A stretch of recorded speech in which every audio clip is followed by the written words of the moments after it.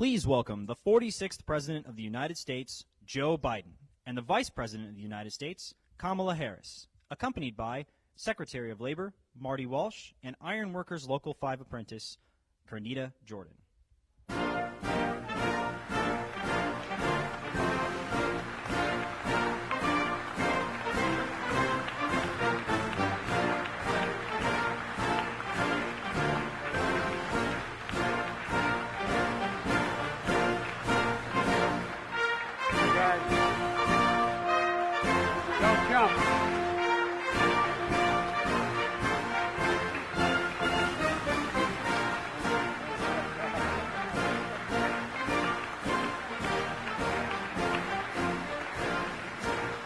Thank you, everybody. Thank you. You can please have a seat. I want to welcome everyone to this historic event here at the Iron Workers Hall. I want to thank businessman manager Aaron Best. I want to thank Ray Cleland and everyone here at Local 5. I almost said Local 7. Local 7's in Boston, but sorry. But I want to thank you all, and thank you for hosting us today. As a proud member of Labor's Local 223 in Boston, it's always great to be back into a union hall. Today joining us is Secretary Jennifer Granholm. Secretary Granholm, thank you for being with us today.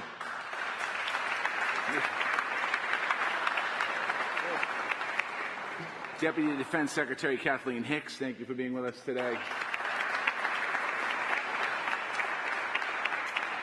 We have a couple members of Congress and also local elected officials. I want to thank you for being with us today. And of course, the President of the United States of America, President Biden, and Vice President Harris, thank you for being with us today.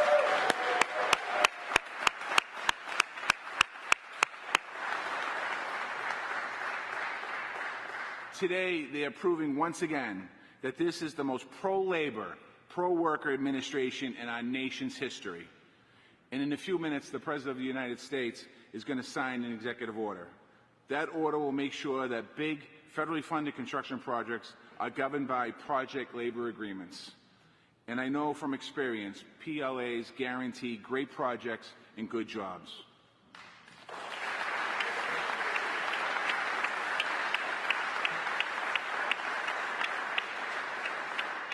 When I led the building trades in Boston, I had the honor of negotiating project labor agreements for 35,000 workers. And when I was mayor of Boston, I saw those project labor agreements bring opportunity, equity, and resiliency to our city. PLAs are powerful tools. They protect taxpayers' investments, bringing projects in on time and on budget.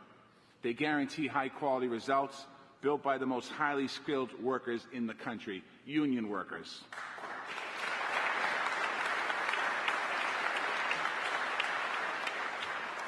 And as we have proved in cities across America, we can use PLAs to expand access to good middle-class careers for women and workers of color. That means a more inclusive economy, and it's a top priority for me as Labor Secretary and for this entire administration.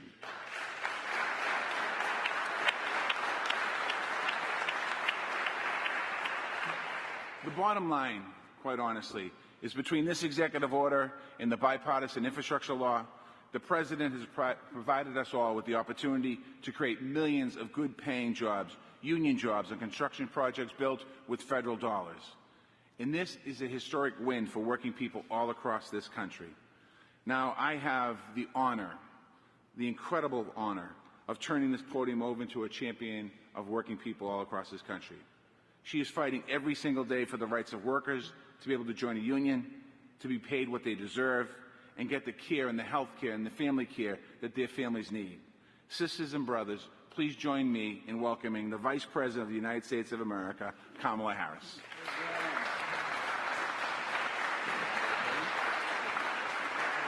Thank you. Have a seat. Thank you all. Thank you, Secretary Walsh.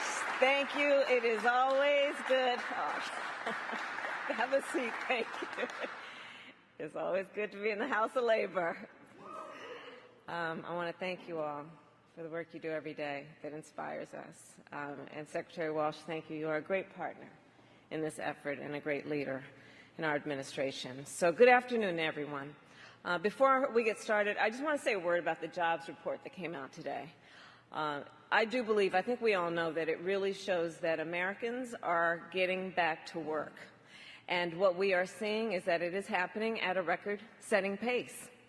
As a result of the diligence and the determination of the American people and the policies of our administration, our nation's economic recovery continues to be, let there be no doubt, the strongest in the world.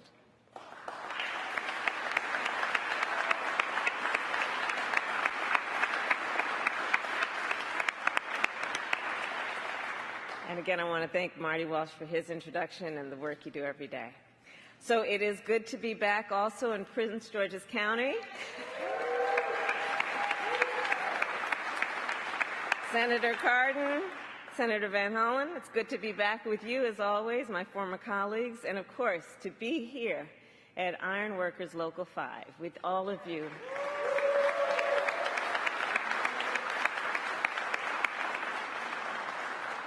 And I know we're all waiting to hear in a moment from one of the greatest friends of union labor workers, President Joe Biden. So I just have a few comments to make. All of the workers gathered here know that our administration will always stand in solidarity with you and with organized labor. It comes from our heart, it comes from our soul. We are unequivocal and clear about the importance of that relationship, not only to us and our administration, but to our country and the working men and women of America. Because we know union workers built our nation.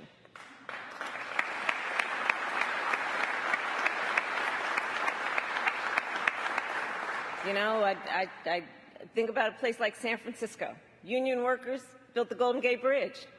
In Chicago, union workers built the Willis Tower. In St. Louis, union workers built the Gateway Arch. And in New York City, on hallowed ground, in the years after 9/11, workers from dozens of different unions built One World Trade Center.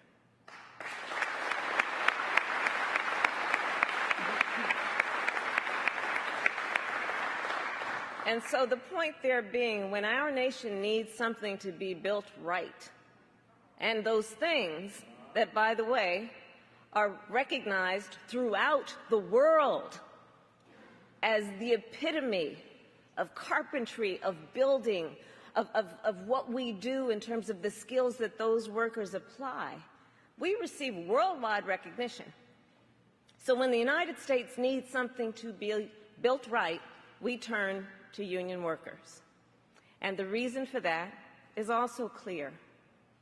Union workers are committed workers, productive workers, efficient workers, skilled workers. They are well trained and well prepared to get the big jobs done and to do them right, not to mention on time and on budget.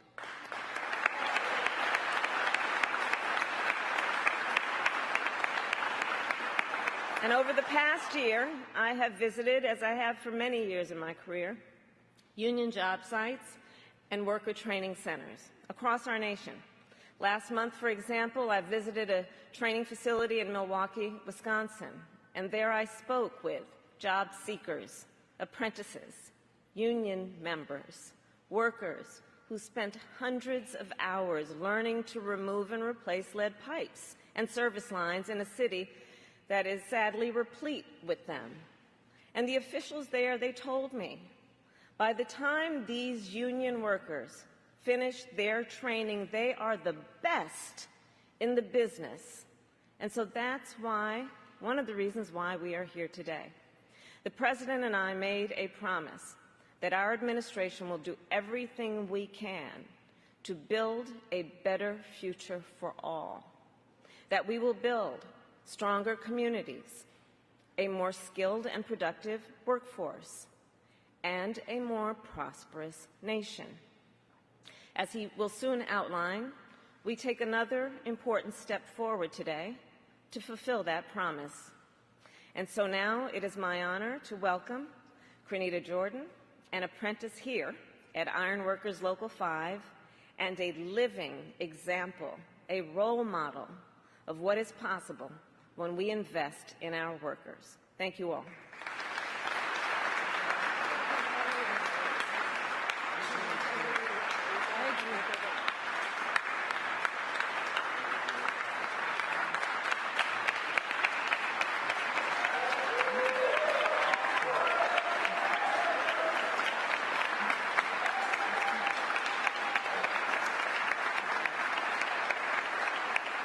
Thank you, everybody.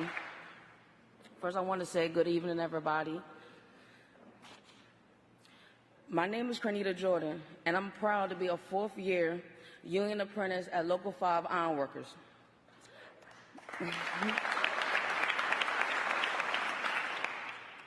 I'm a first-generation ironworker in my family. My mother is a nurse at the University of Maryland Capital Regional Medical Center here in Largo, Maryland. And my father is a union boiler maker.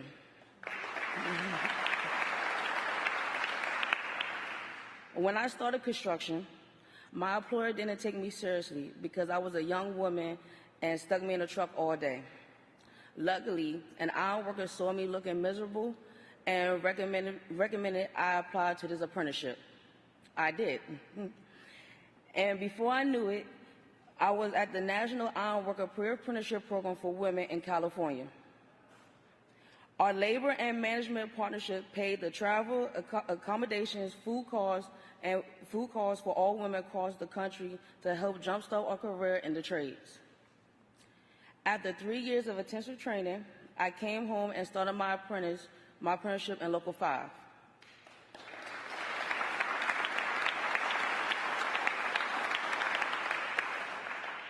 Construction is a career that allows you to self-express. You don't have to hold back your personality. And I love the honest, respectful relationship I have with my crew. I also love the feeling of the achievements. I can walk to the new terminal at Ronald Reagan National Airport and say, I built it.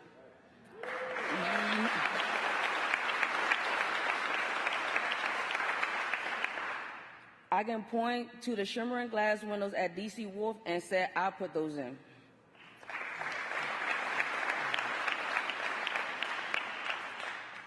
Private sector developers and contractors use project labor agreements because they want their projects built right by skilled workers and apprentices just like me.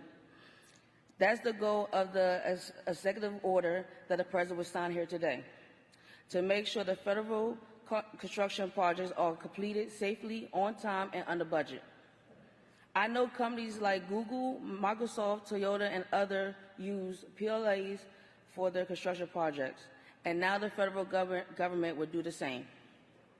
Project labor agreement also have a great record for diversity, helping bring in people like me who've been historically pushed out from the construction industry. This order will help our countries build back better with opportunities for all Americans of every race and gender.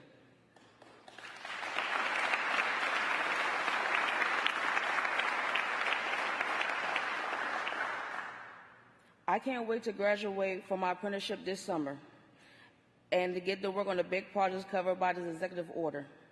But first, it's my honor to introduce the man who's going to sign it. He's a lifelong friend of workers like me who believe our best days are still ahead of us. He signed a bipartisan infrastructure law to help to make this happen. He wants to see women and minorities working on the front lines of these projects and not stuck in the action of not stuck watching the actions from inside the truck. With that, it's my privilege to introduce you President Joe Biden.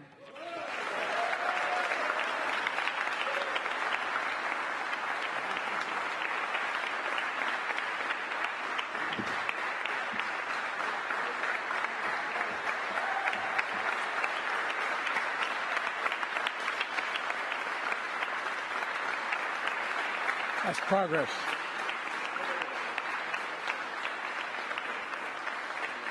You know, folks, thank you. Thank you.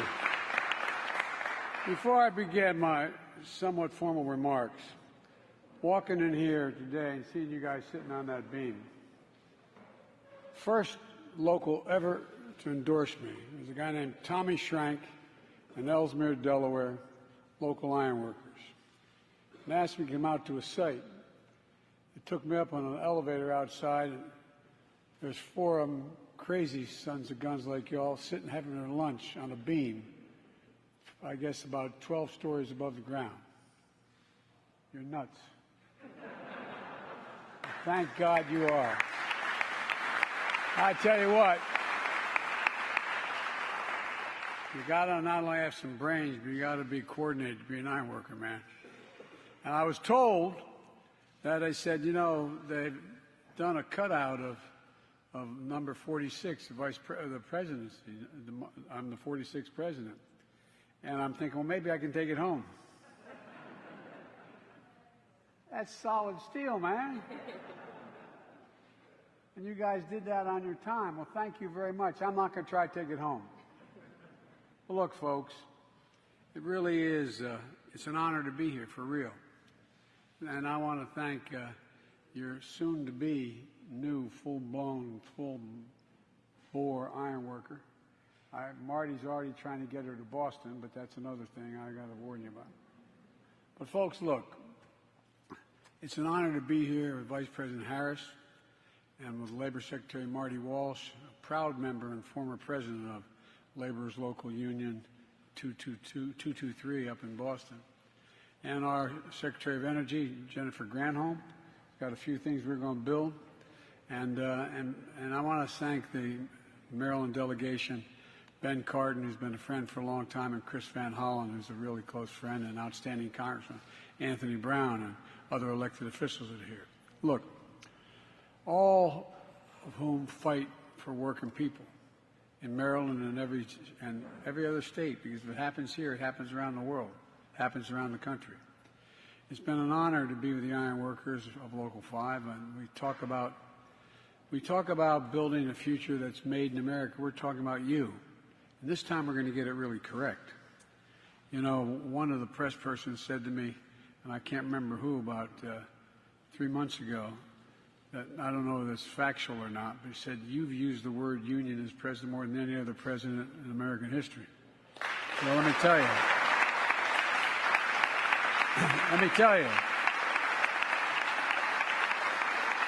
I'm not sure that's true, but I tell you what, I promised you you'd have a union president, and I am, because you're the best. Now, we talk about whether, you know, Wall Street built America. They're good folks on Wall Street. They're not bad folks. They're good people all over the country. I'll tell you who built America, the middle class.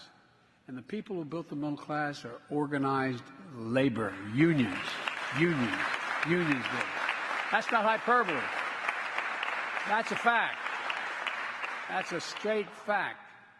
And the executive order I'm going to sign today is going to help ensure that we build a better America, we build it right, and we build it on time, and we build it cheaper than it would have been otherwise. You know, the executive order is making sure that federal construction projects get completed on time and under budget, saving taxpayers money, clearing construction zones quickly, and ensuring that everything the federal government signs to contract to build is built to last. You guys really genuinely are the best in the world. That's not hyperbole. It's a fact.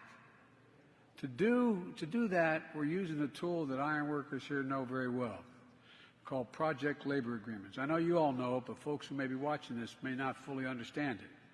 Simply put, these agreements that contractors, subcontractors, and unions put in place before a construction site gets underway, before the construction begins. They ensure that major projects are handled by well-trained, well-prepared, highly skilled workers. And they ward off problems. They resolve disputes ahead of time, ensuring safer work sites, avoiding disruptions and work stoppages that can cause expensive delays down the line. And that makes a big difference for the American taxpayer, because when big construction projects are completed efficiently and with the highest degree of professionalism, it's good for the American taxpayer. That's not hyperbole. That's a fact. We don't talk about it, though. We don't talk about how y'all save the American taxpayers money. It's good for families who live in those communities all across the country, where federal construction projects are being built as I speak.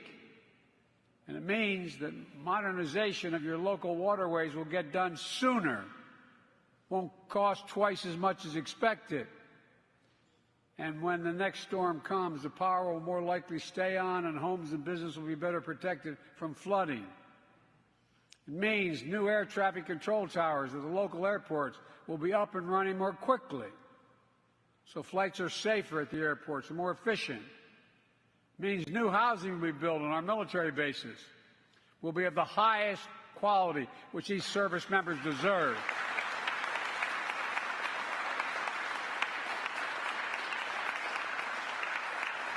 And will hold up better and make life easier for our military families. The executive order I'm going to sign will help diffuse problems before they arise.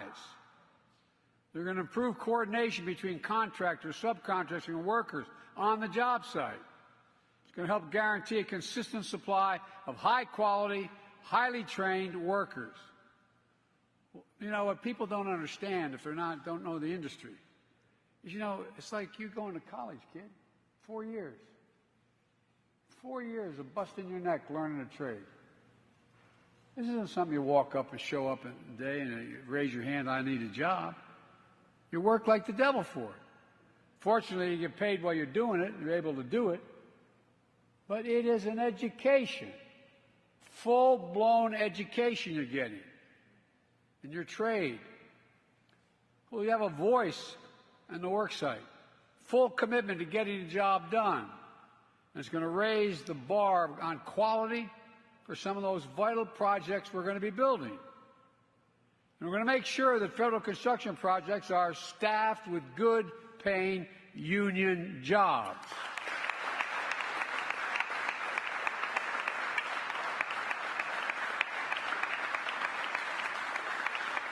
One of you actually came up to me today and said, Joe, you said you were going to do that, and you're doing it. Well, when President Obama asked me to run the Recovery Act, I made sure every single job I could get was a union job, prevailing wage. Because I've noticed when folks are getting paid a decent wage, everybody in the community does better. Everything looks better. They're jobs you can raise a family on. Or as my dad would say, they're jobs you can put your head in the pillow at night and just have a little breathing room, a little security, a little breathing room. Jobs that can't be outsourced.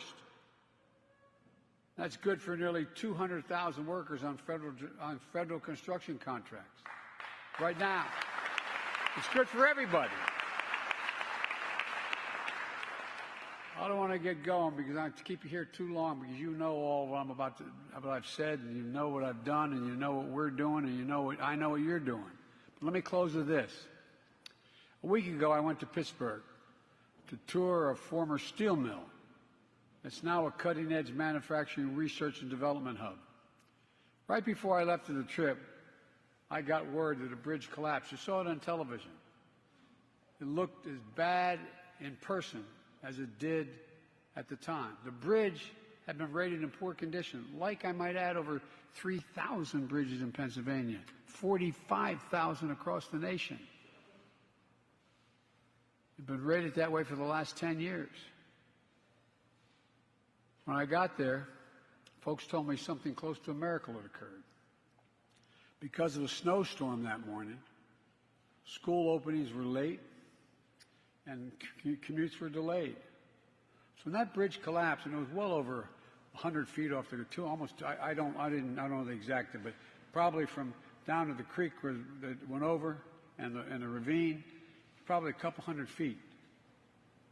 When it collapsed, instead of a bus with a couple people on it being packed with school buses full of children, the people on their way to work and the bridge that is one of the busiest bridges. You know, there are more bridges in Pittsburgh than any other city in the world, with the three rivers.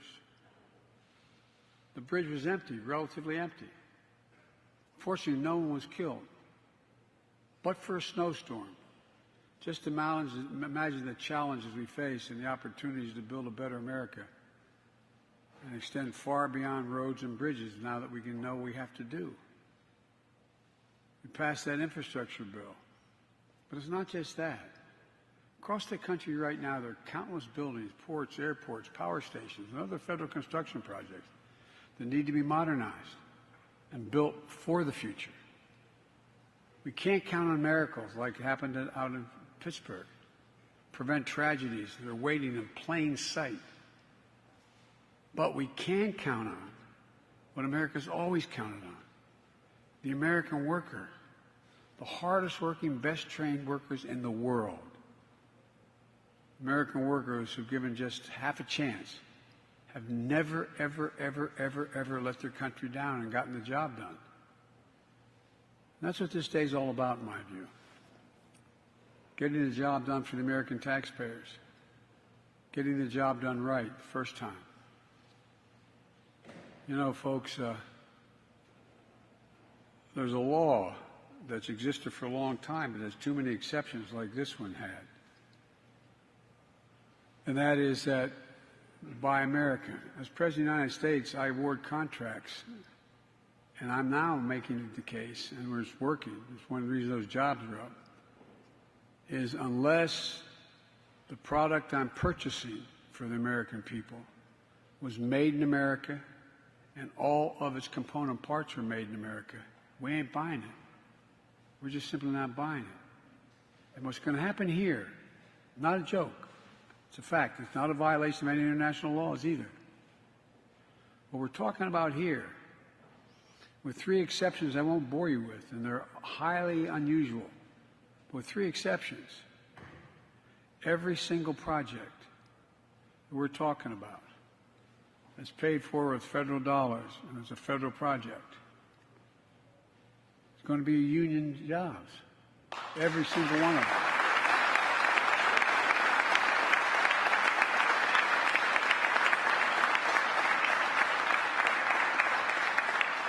Last time we tried it, there's so many exceptions, I think only 19, 20 jobs. There are going to be thousands of people put to work.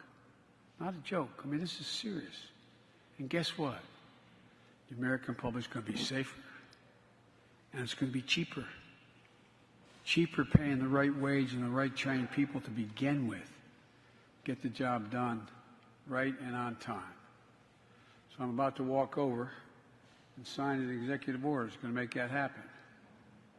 And we're going to start once that order is signed. Just remember, it ain't labor, it's unions. Thank you.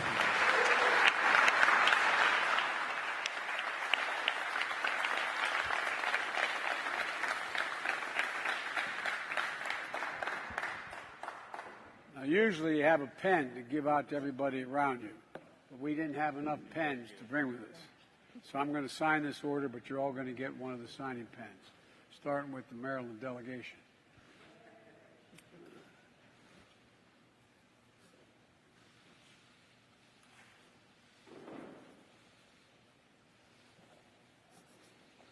There you go.